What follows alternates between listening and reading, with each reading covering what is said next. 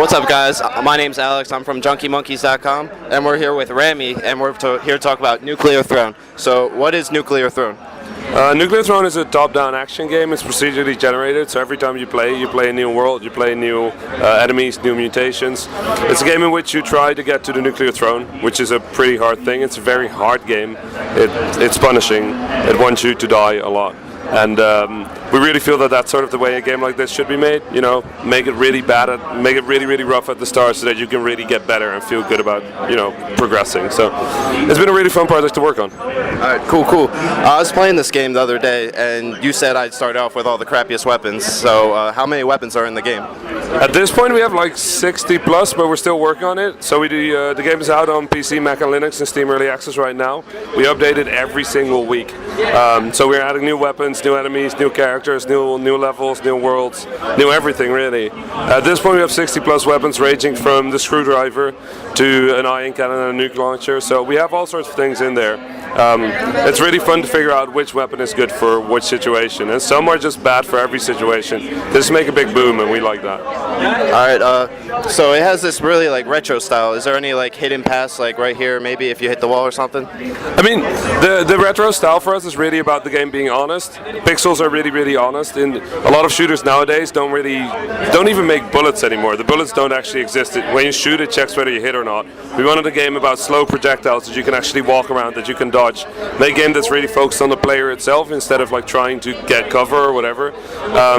So the pixel style sort of came out of the gameplay itself. There are hidden paths. There's a lot of secrets in the game, but you won't find them in the walls. Is there any plan to add like DLC characters or anything along those lines? I mean, at this point we're doing early access. Like I said, we do live stream development every Tuesday, Thursday on Twitch TV/Vlambeer, so people can literally see us make the game. We update the game every single week on Saturday, so we add new stuff every single week. So DLC, not really. We're just developing the game. You can be part of it. It's $12.99 in early access. All right, sweet. One idea for a character I had that I thought was really cool is the Junkie Monkey. How'd you think about that? I'm thinking about what its active and passive ability would be. If you can come up with good ideas, we can think about it. Alright, sweet. Junkie Monkey, look out for it at Nuclear Throne. How was it like developing for the PS4?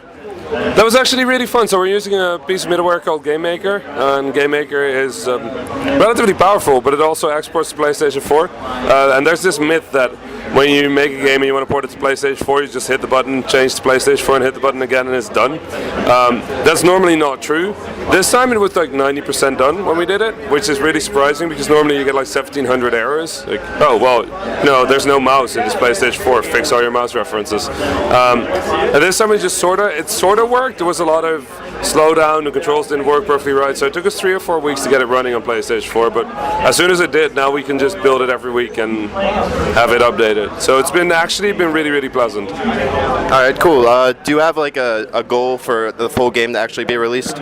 So at this point we're working on the final boss, which is in World 7, which is pretty far out. Not a lot of people get there.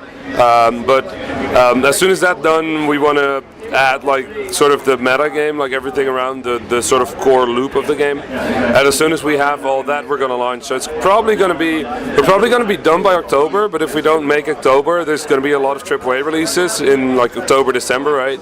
So if we don't hit early October, we'll delay it until January or February.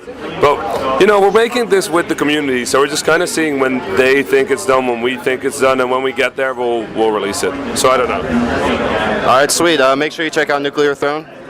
Peace.